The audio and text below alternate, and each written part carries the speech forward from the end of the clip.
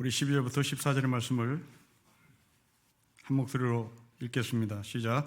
그러므로 너희는 죄가 너희 죽을 몸을 지배하지 못하게 하여 몸의 사욕에 순종하지 말고, 또한 너희 지체를 불의의 무기로 죄에게 내어주지 말고, 오직 너희 자신을 죽은 자 가운데서 다시 살아난 자 같이 하나님께 드리며 너희 지체를 의의 무기로 하나님께 드리라.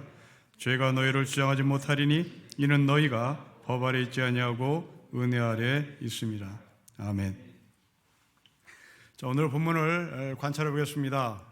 바울은 우리의 몸을 의의 도구로 드리라고 말합니다. 어떤 누구도 부정할 수 없고 동의합니다. 모두가 다 착하게 살자라는 표현을 해도 좋겠습니다. 그런데 전제가 있습니다. 그 전제는 그러므로라는 단어 때문입니다. 어떤 이유가 있어야 합니다. 근거가 있습니다. 그 근거로 인하여 의의 무기로 우리의 몸을 하나님께 드리라고 말합니다. 이 그러므로라고 하는 이 이유, 그 근거는 바로 예수 그리스도로 말미암아 구원을 받았다는 이 교리에 근거하는 겁니다. 교리에 근거한 우리의 몸을 하나님께 의의 도구로 사용하라는 것입니다. 앞에 것을 교리라고 말하면 이제 오늘 본문은 그 교리에 근거한 거룩한 삶을 추구하는 바울의 권면입니다. 자, 여러분, 우리는 이 지점에서 다시 한번 정리를 해야 되겠습니다. 바울은 모든 사람들에게 하나님께 자신의 몸을 의의 도구라고 말하지 않습니다. 구원받은 사람에게 요구합니다. 모든 인류에게 요구하는 것이 아닙니다. 모든 사람들에게 자신의 몸을 하나님께 드리라고 요구하지 않습니다. 구원받은 사람에게 요구하고 있습니다. 구원의 교리와 이 구원의 결과인 성화의 삶을 같이 균형 잡히며 살아가라고 권면하는 겁니다. 자, 우리는 이것을 근거로 정말 우리의 삶을 다시 되돌아봤으면 좋겠습니다. 성도 여러분, 여러분의 삶이 교리와 성화가 제대로 균형 잡히고 있는지를 보자는 말입니다. 혹시 이 둘 중에 어디 하나가 파괴되거나 어느 하나를 무시하는 경우가 없지 않은가를 생각해 보자는 말입니다. 첫째로, 교리를 너무나 중시한 나머지 이 성화의 삶을 무시하는 사람들이 있습니다. 아주 전문용어로 율법 폐기론자들이라고 얘기하는 겁니다. 이 율법 폐기론자들은 율법에 대한 삶에 대해서 그리 중요하게 생각하지 않습니다. 오직 우리는 예수 그리스도로 말미암아 구원을 받았다. 이 구원을 받을 것에 대한 소망, 이 구원을 받을 것에 대한 열망, 그것 이외에는 아무 관심이 없는 사람들입니다. 우리 주변의 구원파들이 바로 이런 사람들입니다. 이 구원파들은 예수 그리스도를 믿고 구원을 받은 것으로 모든 것이 끝났다라고 선포합니다. 이제 그 이후의 삶에 대한 거룩한 삶, 우리의 몸을 하나님 앞에 드리는 이 성화의 삶에 대해서 별로 관심이 없습니다. 물론 우리는 구원파가 아닙니다. 그러나 우리는 이 구원파와 같은 사고를 하는 사람이 정말 많습니다. 바로 영화 밀량이라고 하는 영화에 나오는 그 구원받은 죄수입니다. 가해자입니다. 사람을 죽였습니다. 그럼에도 불구하고 교도소에서 예수를 만났습니다. 예수를 만난 이 사람이 피해자의 어머니 앞에 서서 뻔뻔하게 나는 하나님부터 모든 것을 용서받았다고 말합니다. 여러분, 이것이 바로 성화가 없는 교리, 성화가 없는 구원의 교리를 주장하는 사람들의 행태입니다. 이번 주에 인터컵이라고 하는 선교단체가 경상도 상주에서 많은 큰 집회를 열었습니다. 그로 인하여 수많은 사람들이 코로나 바이러스에 감염됐습니다. 여러분, 이들의 핵심은 구원입니다. 이들은 사회의 빛으로, 사회의 소금에 대한 관심이 없습니다. 이들은 비록 이단이 아닙니다. 이들은 정말 예수를 열심히 믿는 사람들입니다. 그러나 이들의 균형 잡힌 삶이 부족합니다. 이들은 오직 구원입니다. 다른 것에는 아무 관심이 없습니다. 그러나 이들은 이스라엘에 가서 땅밟기를 시작하는 겁니다. 이스라엘에 땅밟기를 하며 그 적대국이 총을 쏘겠다고, 당신들을 밀어버리겠다고 얘기해도 아랑곳하지 않습니다. 이것이 바로 교리를 중시하는 율법 폐기론자들의 행태입니다. 성도 여러분, 여러분들이 예수를 믿는 것, 그것이 성화의 삶으로, 거룩한 삶으로 연결되지 않으면 우리는 오늘 이 본문의 말씀을 깊이 묵상하고 여러분의 균형 잡힌 삶을 추구해야 할 것입니다. 반대 입장이 있습니다. 교리를 무시하고 오직 성화에 대한 삶에 관심을 갖는 사람이 있습니다. 착하게 살자 이겁니다. 네, 좋습니다. 착하게 사는 겁니다. 그런데 이 착하게 삶의 근거가 예수 그리스도는 말미암아 구원을 받았다는 이 은혜에 근거해야 함에도 불구하고 우리는 이 은혜에 대한 예수 그리스도의 십자가에 근거를 하지 않고 그냥 착하게 살면 되는 것이라고 말합니다. 여러분, 이런 사람들은 종교다원주의자들에게서 볼 수 있습니다. 이 종교다원주의자들은 하나님이라는 단어를 씁니다. 성령님이라는 단어를 씁니다. 그러나 그 하나님은 말씀이 육신이 되신 예수 그리스도를 지칭하지 않습니다. 그들이 사용하는 하나님은 그냥 보편적 인류가 사용하는 보편적인 하나님입니다. 그들이 사용하는 성령은 성경이 말하는 성령이 아닙니다. 그들은 모든 인간이 말하는 영적인 존재, 바로 그것을 성령이라고 말합니다. 아마도 에미니즘에서 얘기하는 그 영의 존재를 성령이라고 말할 수도 있습니다. 종교다원주의자들은 예수 그리스도를 그리고 십자가를 드러내지 않습니다. 그것 없이도 선을 추구하고 그것 없이도 우리가 의롭게 이 땅에서 살자라고 주장합니다. 십자가에 달려들으신 그 예수 그리스도의 십자가는 구원이 아닙니다. 그들은 말씀이 육신이 되셔 이 땅에 오신 하나님이 아닙니다. 예수님은 수많은 위대한 인물 중에 하나일 뿐인 겁니다. 그래서 예수처럼 살자입니다. 간디처럼 살자입니다. 석가모니처럼 살자입니다. 예수 그리스도의 십자가의 구원의 교리가 없이 우리는 착하게 살면 되는 것이다 라고 말하는 것이 바로 교리를 없애버린 성화의 삶을 추구하는 사람입니다. 자, 우리를 다시 보십시오. 우리는 말씀이 육신 되신 예수 그리스도를 하나님이라고 고백하며 그 하나님이신 예수 그리스도가 어떻게 살았는지 추구하고 우리는 그 뒤를 따르는 사람입니다. 예수님은 요한복음에서 13장 17절에서 말씀하십니다. 너희가 이것을 알고 그리고 행하면 복이 있다고 말합니다. 예수가 하나님 것을 알고 그것을 믿고 따르면 복이 있다고 말씀하는 겁니다. 우리가 성화의 삶을 살아야 할 이유입니다. 인간이 가져야 할 보편적 가치 아닙니다. 인간이 가져야 할 보편적 선이 아닙니다. 그런 상식이 아닙니다. 그 상식 때문에 착하게 사는 것이 아닙니다. 나를 위하여 십자가에 달려 돌아가신 예수 그리스도의 십자가의 구원의 기초에서 우리는 거룩한 삶을 사는 겁니다.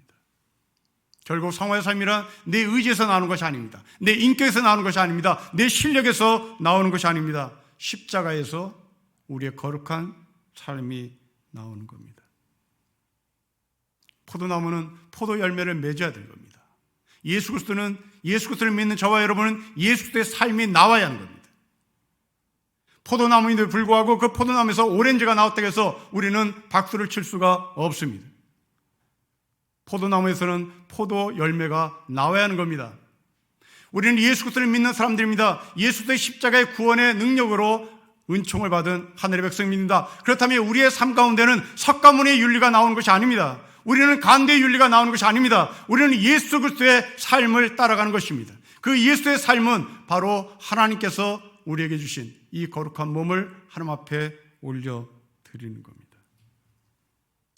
언젠가 TV 대담 프로그램에서 역사 청산에 대한 토론을 했습니다. 한 패널로 나온 역사학자가 한 말은 대단히 충격적이었습니다.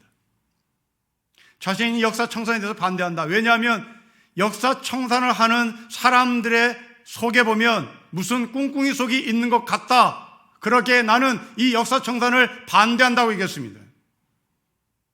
여러분, 이 말은 역사학자가 할 수 있는 말이 아닙니다. 이 말은 정치가들이 해야 되는 겁니다. 역사학자는 역사를 먹었으니 그 역사를 뱉어내야 되는 겁니다. 그 역사를 뱉어내야 된다는 것은 잘못된 역사는 청산해야 된다는 것이 바로 기본적인 원리입니다. 그것이 자기 입 밖에서 나와야 되는 겁니다. 그런데 이 역사학자가 지금 역사 청산하는 사람들을 보니 무슨 꿍꿍 속에 있는 것 같다라고 말하는 것은 바로 포도나무가 오렌지를 맺는 것과 같은 것입니다. 역사학자는 이런 말을 해서는 안 되는 겁니다. 이것은 정치가가 할 말입니다. 역사학자는 역사를 반면교사 삼아 청산할 것은 청산해야 된다. 그리고 개성할 것은 개성해야 된다라고 계속해서 주장을 해야 하는 것입니다. 바로 이 역사학자는 자기가 자기 스스로 가짜라는 사실을 스스로 증명하는 셈이 되는 겁니다. 예수님께서 말씀하신 입만 무성한 사람이 된 것이죠. 성도 여러분, 여러분들이 예수 그리스도를 주라고 고백하고 십자가의 은총으로 말미암아 구원을 받은 사람이라면 이제 우리는 그 구원받은 백성답게 예수의 뒤를 따르는 삶으로 나타나야 하는 것입니다. 그것이 간대의 삶이 아닙니다. 그것이 석가모니의 삶이 아닙니다. 그것이 마호멧의 삶이 아닙니다. 예수 그리스도의 삶입니다. 그 예수의 뒤를 따라가는 예수의 제자의 삶인 겁니다. 그런데 우리는 이 두 개의 균형 잡힌 것에 다 동의합니다. 그런데 충격적인 우리의 잘못된 부분을 한 번 더 지적하고 싶습니다. 여러분, 구원을 받았다는 교리, 그리고 이 교리에 근거해서 성화의 삶을 살아 우리 균형 잡혀야 된다는 것은 모두가 동의합니다. 그런데 주체가 누구냐고 하는 데에 대해서는 우리는 심각한 문제가 생깁니다. 자, 여러분들은 교리로 말미암아 예수 그리스도의 십자가로 구원을 받는 이 교리로 말미암아 구원을 받았습니다. 자, 이 구원을 받았다는 이 신앙의 고백의 주체가 누구인지를 다시 살펴보기를 바랍니다. 그리고 성화의 삶을 살아가는 이 성화의 삶의 주체가 누구인지를 한번 점검해 보셨으면 좋겠습니다. 먼저 구원입니다. 우리는 예수 그리스도의 십자가의 은혜로 말미암아 구원을 받은 사람입니다. 어떻게 구원을 받았습니까? 은혜로 구원을 받았습니까? 아니면 여러분들이 열심히 그 은혜를 받고자 노력을 했습니까? 하나님께서 일방적으로 주신 하나님의 은혜로 구원을 받았습니까? 아니면 여러분들이 성경을 열심히 읽어서 하나님의 은혜를 만났습니까? 여러분들이 산교도 가서 열심히 기도하면서 하나님의 은혜를 만났습니까? 이것이 주체의 문제입니다. 우리 한국교회 교인들은 상당수가 예수를 어떻게 믿게 됐냐고 했을 때 자기의 열심을 드러냅니다. 내가 열심히 산기도 갔습니다. 내가 열심히 성경 읽었습니다. 그랬더니 하나님께서 나를 만나 주셨습니다라고 고백합니다. 주체가 여러분입니다. 하나님께서 나에게 주신 은혜, 이 은혜의 주체가 하나님 것을 인정하지 않고 내가 하나님의 은혜를 받아냈다라고 주장을 합니다. 그러고 나서 성화의 삶은 이제 자기의 주체가 빠집니다. 성화의 삶은 이제 하나님이 나에게 대학을 합격시켜야 되는 것이고 나에게 사업을 잘되게 해줘야 되는 것이고 우리 집안을 잘되게 해줘야 되는 것이라고 생각합니다. 완전히 주체가 바뀐 겁니다. 여러분, 하나님께서 우리에게 주신 구원은 하나님의 전적인 은혜입니다. 그리고 이제 그 구원의 은혜를 받은 우리는 성화의 삶을 내가 있는 힘을 다하여 열심을 다해서 살아가야 할 내용입니다. 그런데 주체가 바뀝니다. 구원은 내가 쟁취하는 것이고 이제 거룩한 삶은 하나님 앞에 맡겨버립니다. 나의 의지, 나의 열심으로 대학 공부를 하지 않습니다. 나의 열심으로 신앙생활을 하지 않습니다. 나의 열심으로 사회생활을 하지 않습니다. 모든 것을 하나님 앞에 맡깁니다. 아닙니다. 하나님 앞에 맡기는 것은 은혜의 자리였습니다. 구원의 자리였습니다. 이제 그 구원의 자리에서 하나님의 은혜를 받았다면 우리는 그 근거로 거룩한 삶을 나의 의지와 나의 열심을 가지고 살아가야 하는 겁니다. 여러분, 이것은 저의 견해가 아닙니다. 성경의 말씀입니다. 로마서 8장의 말씀입니다. 로마서 8장에서 사도 바울은 우리에게 구원을 보장하시는 하나님, 그 하나님의 절대적 의지를 5가지로 얘기합니다. 첫째로 하나님의 예지, 그리고 하나님의 예정, 하나님의 칭의, 하나님의 부르심, 하나님의 영화를 얘기합니다. 여러분, 여기 어디 하나 거룩한 삶을 바울은 말하지 않습니다. 하나님이 나를 예지하셨습니다. 하나님이 나를 예정하셨습니다. 하나님이 나를 의롭다고 하셨습니다. 하나님이 나를 부르셨습니다. 그리고 하나님께서 나를 영화로운 삶에 인도하실 것입니다. 천국을 안내하실 것입니다. 라고 못을 박습니다. 여기 이 5개 가운데 어디 하나 거룩한 삶을 살아라, 영화의 삶을 살아라가 없습니다. 왜 그렇습니까? 이 5개는 모두가 다 하나님의 전적인 영역이기 때문에 그렇습니다. 하나님의 전적인 영이고 하나님의 영광스러운 자리에 하나님께서 갖다 놓으실 것이라고 말합니다. 성화가 빠졌습니다. 거룩한 삶이 빠졌습니다. 그 이유는 하나님의 영역이 아니기 때문입니다. 이것은 인간의 영역입니다. 우리의 영역입니다.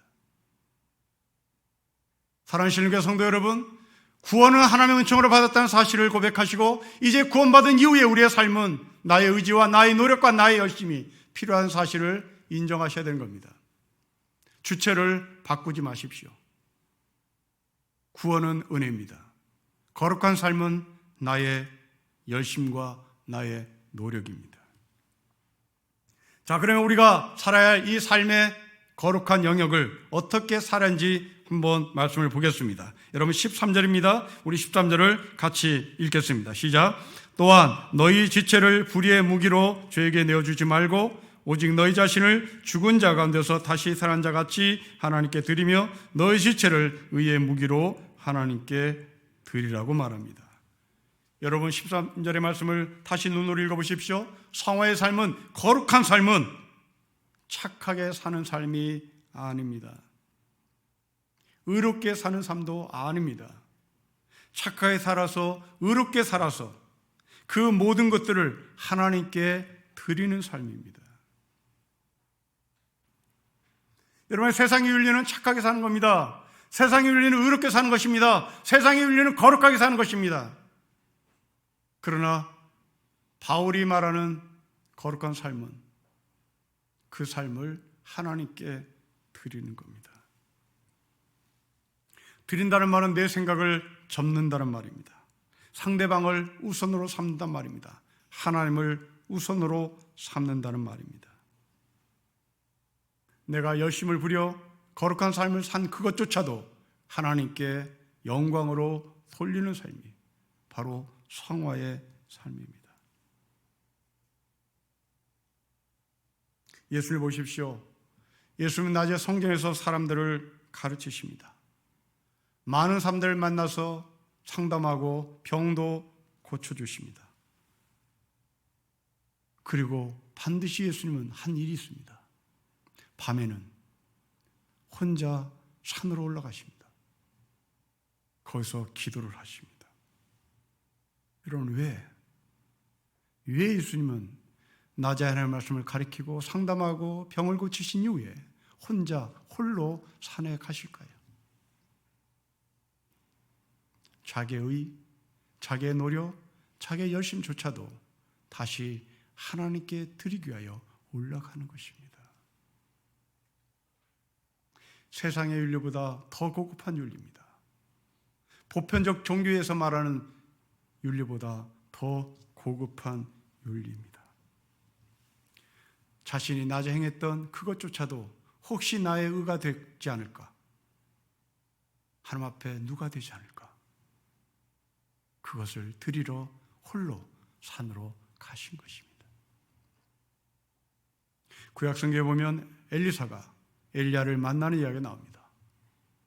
당시의 그림은 엘리사가 소 12겨릿소를 가지고 있다고 얘기합니다.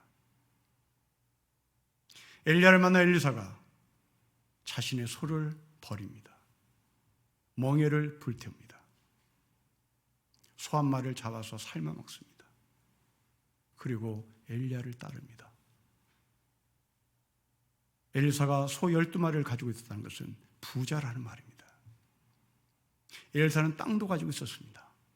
땅 부자였고 가축 부자였습니다. 그러나 멍에를 태워버리고 소를 잡아서 삶아 먹었다는 것은 결국 자신의 과거의 삶과 단절하겠다는 말입니다.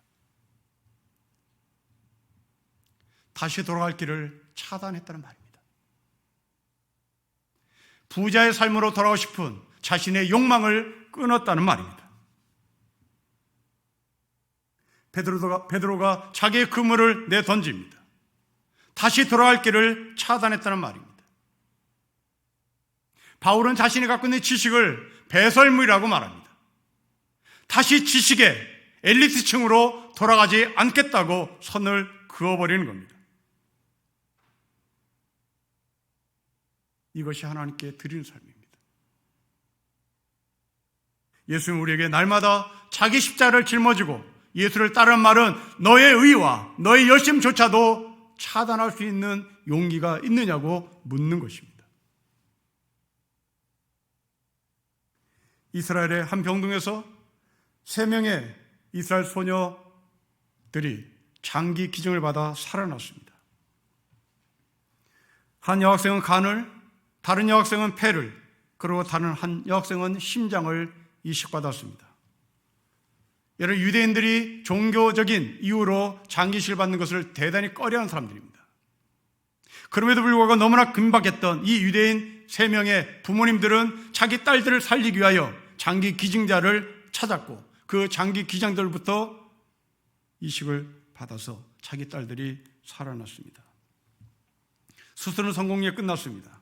수술을 마친 의사는 부모님들에게 장기 기증자가 누군지를 알려줬습니다. 대단히 충격적이었습니다. 자신의 딸들로부터 자신의 딸들이 받은 그 장기 기증은 이 유대인들이 가장 증오했던 팔레스타인의 한 소년이었습니다. 종교적인 이유로 장기 기증을 받는 것도 꺼려하는 유대인인데 거기에 자기가 원수라고 생각했던 팔레스타인의 남자아이, 어린 소년,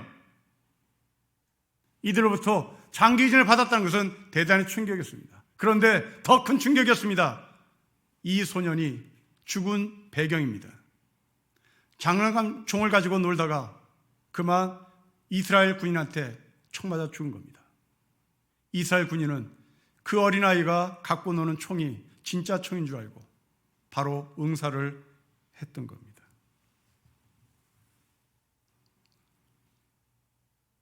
이 소년의 아버지 어머니는 기꺼이 자신의 아들을 장기를 필요한 자들에게 나눠주기로 결정했습니다.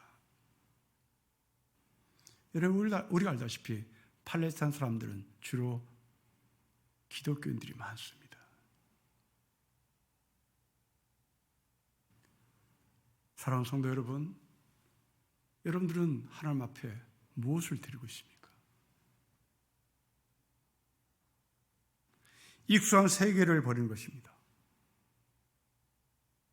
나의 소중한 것을 버리는 겁니다. 엘리사가 자신의 재산을 탐날까 봐 돌아가는 길을 막아버린 겁니다. 기꺼이 자신의 아들의 장기를 자신들을 향해서 늘 총질하는 위대의 나에게, 원수의 민족에게 장기를 기증합니다.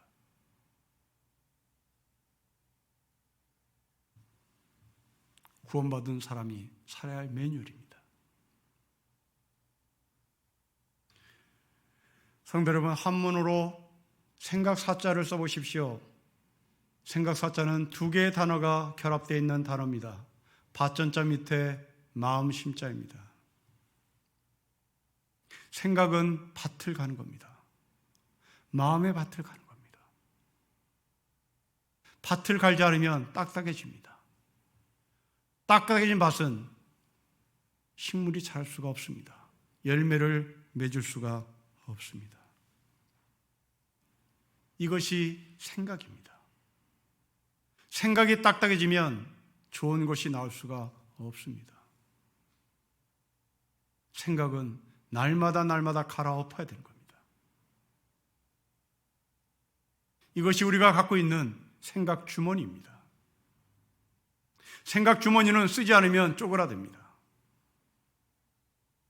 생각은 개발하고 개발해야 하는 겁니다.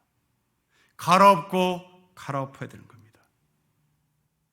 하나님 앞에 열매를 드릴 하늘의 백성들은 날마다 생각을 갈아엎어야 열매를 맺을 수 있다는 말입니다. 코로나바이러스로 근 1년간 우리는 대면 예배를 드리지 못하고 있습니다. 저는 이 대면 예배를 드리지 못하는 코로나바이러스의 확산이 모든 것을 앗아갔지만 우리에게 준 축복도 있다고 생각합니다. 대면 예배 때는 옆 사람 때문에 눈치를 보고 반듯하게 앉아 있을 수 있습니다. 잠자는 남편을 꼬집는 아내 때문에 다시 눈을 뜨고 예배를 드릴 수 있습니다. 이 모든 것들은 다른 사람의 눈치 때문에 이어지는 현상입니다. 하지만 비대면 예배는 이제 어떤 누구의 눈치를 보지 않습니다. 곧 자기와의 싸움입니다. 자기가 반드시 하지 않으면 무너진 겁니다. 누가 옆에서 챙기는 사람도 없습니다. 비대면 예배가 주는 우리에게 축복인지도 모르겠습니다. 이전까지는 우리가 타율에 의해서 우리의 영성이 유지했습니다. 목사에 의해서 아니면 신방하는 권사님들에 의해서 여러분의 신앙이 유지됐는지도 모르겠습니다. 그러나 이것조차도 못했습니다. 이제 여러분 스스로 살아남아야 하는 겁니다. 내 스스로 영적인 실력을 갖춰야 되는 겁니다. 우리에게 준 축복인지도 모르겠습니다.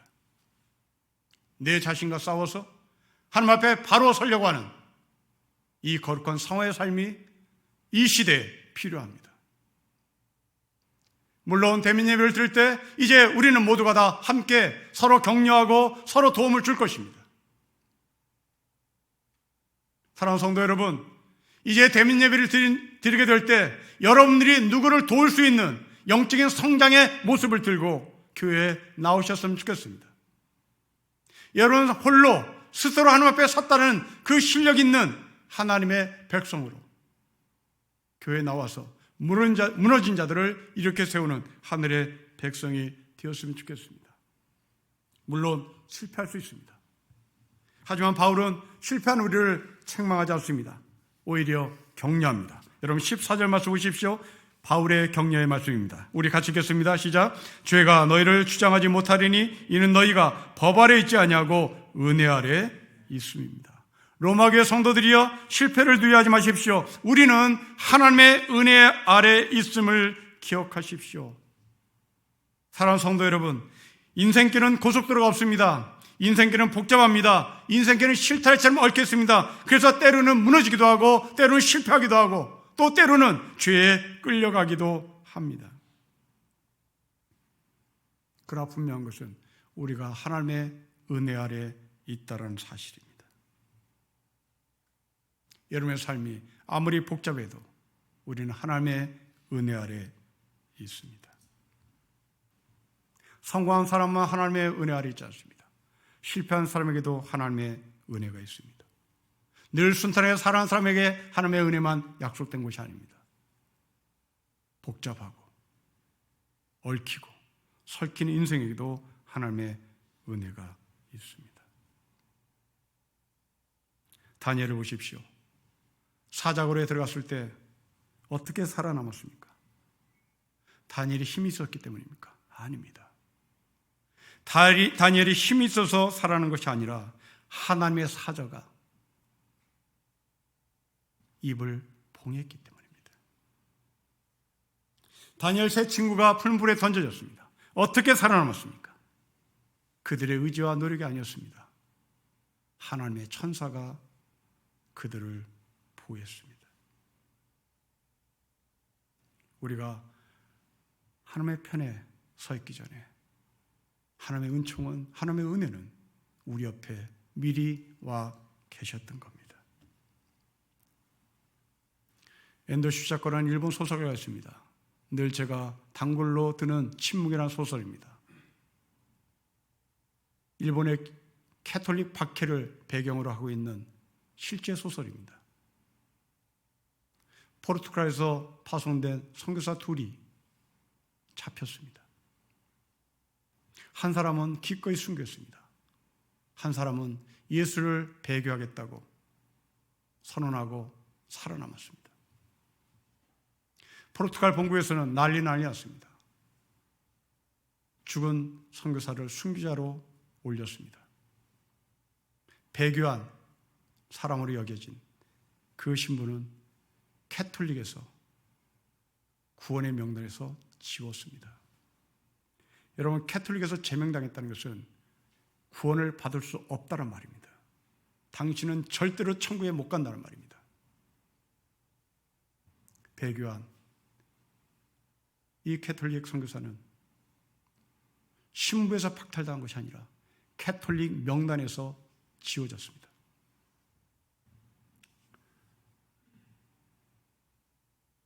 실패한 것이죠. 배교했기 때문에 실패한 사람입니다. 그런데 앤더슈 사건은 그렇게 말하지 않습니다. 살아남은 그 신부는 죽을 때까지 복음을 전합니다. 죽을 때까지 예수 그리스도를 전합니다. 누가 순교자입니까? 배교한 사람을 순교자라고 말할 수 없는 이유가 어디에 있습니까? 왜 죽은 사람만 순교자입니까?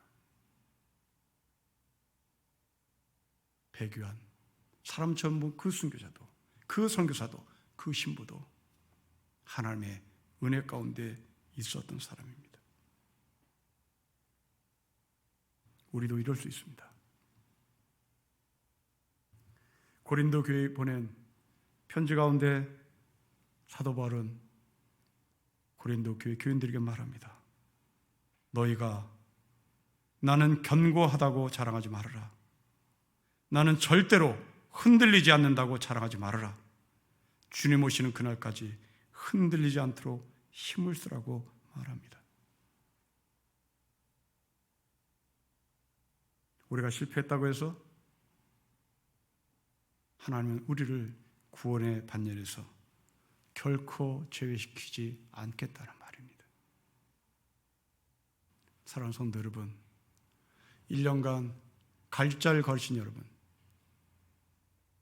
스스로 실패했다고 생각하신 여러분, 여러분의 실패는 원점으로 돌아온 실패가 아니라는 사실을 기억하십시오. 은혜 아래에 있는 실패입니다.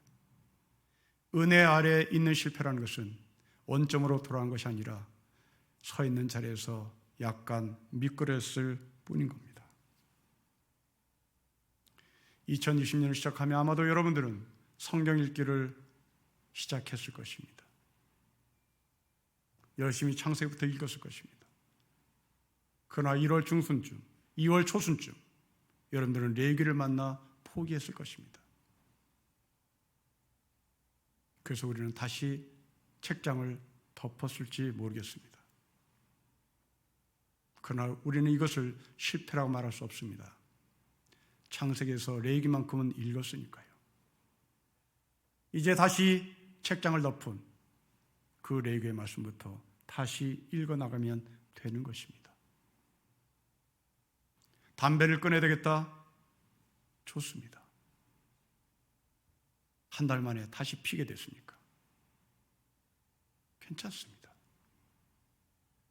하루에 한 갑을 피는 사람이라면 한 달 동안 담배를 안 폈다면 30갑을 피지 않은 겁니다. 그만큼 그 한 달 동안 여러분의 폐는 깨끗해진 것입니다. 잘한 것입니다.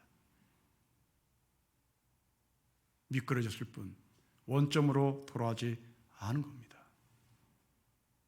1등으로 합격하건 꼴찌로 합격하건 합격은 된 것입니다. 저는 ROTC 군번이 꼴찌에서 4번째입니다. 제 뒤에 4명 있습니다.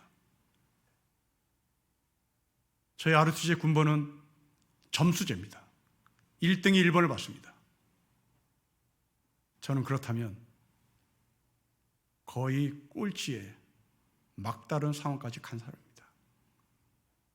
그렇다고 해서 1등한 사람이 갖고 있는 계급장과 저의 계급장은 빛깔이 다르지 않습니다.